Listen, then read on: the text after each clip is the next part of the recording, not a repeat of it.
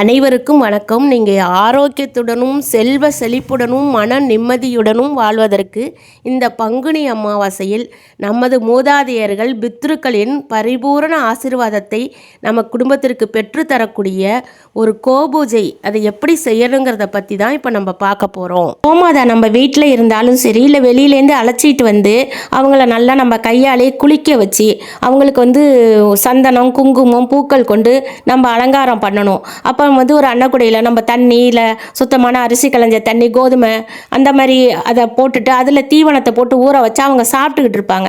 அப்படி இருக்கக்குள்ள நம்ம பின்பக்கத்தில் குங்குமம் வச்சு குங்குமத்தாலேயோ அச்சதையாலேயோ பூக்களாலேயோ அவங்கள நம்ம அர்ச்சனை பண்ணிக்கலாம். இப்போ 30 கோடி தேவர்களும் இந்த கோமாதா உடம்புல இருக்காங்க அப்படின்னு சொல்லுவாங்க. பின்புறம் தான் மகாலட்சுமி இருக்கிறதுனால நிறைய பேர் பின்புறத்தை மட்டும் அர்ச்சனை பண்ணிக்குவாங்க. இப்போ பார்த்தீங்கன்னா அந்த கோபூஜை நம்ம செய்யுங்கள், நம்மளோட பித்ருக்களுக்கு ரொம்ப திருப்தி ஏற்பட்டு நம்ம குடும்பத்தை ஆசீர்வதிப்பாங்க. நம்ம குடும்பத்தில் தடைப்பட்ட திருமணங்கள், குழந்தை பேரு எல்லாமே நமக்கு கிடைக்கும் அப்படின்னு ஐதீகம் இருக்குது பிள்ளைங்களா. அந்த கோபூஜையோட பெருமைகளை சொல்லிக்கிட்டே போகலாம். அந்த கோபூஜை செய்யக்குள்ள நமக்கு எல்லா பலன்களும் கிடைக்கும்.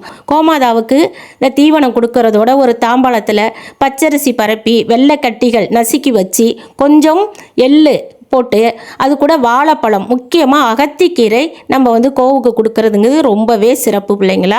உங்களுக்கு வசதி இருந்தால் ஒரு ஜாக்கெட் பிட்டு புடவை கூட உங்களுக்கு மேலே சாத்தி விடலாம். இப்படிலாம் தான் நாங்கள் கோபூஜை செய்வோம். நான் அடுத்த முறை உங்களுக்கு கோபூஜை பண்ணுற வீடியோவும் உங்களுக்கு நான் தர்றேன் பிள்ளைங்களா. இந்த மாதிரி அற்புதமாக கிடைச்ச வாய்ப்பை அனைவரும் பயன்படுத்திங்க.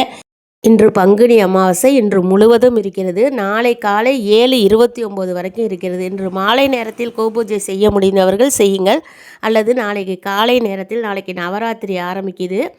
அதுமாரி பார்த்திங்கன்னா 7:29க்கு அப்புறம் 1 மணி நேரம் உங்களுக்கு சோடச காலமும் இருக்குது.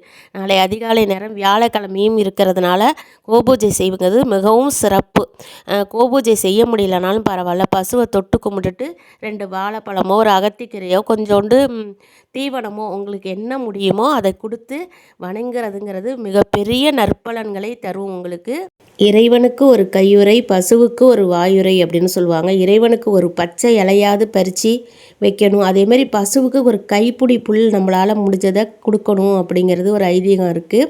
அது இந்த அமாவாசை நாட்களில் நீங்கள் இதை மாதிரி செய்யக்குள்ள அவர்களோட ஆசீர்வாதம் நமக்கு பரிபூரணமாக கிடச்சி நமக்கும் நம்ம குடும்பத்திற்கும் நல்ல செல்வ செழிப்பு ஏற்படும். தடைப்பட்ட காரியங்கள் அனைத்தும் கைகூடி வரும் அப்படின்னு சொல்லியிருக்காங்க. நாளைய தினத்தை அற்புதமாக பயன்படுத்திங்க. நன்றி. நான் உங்கள் சக்தி உமா.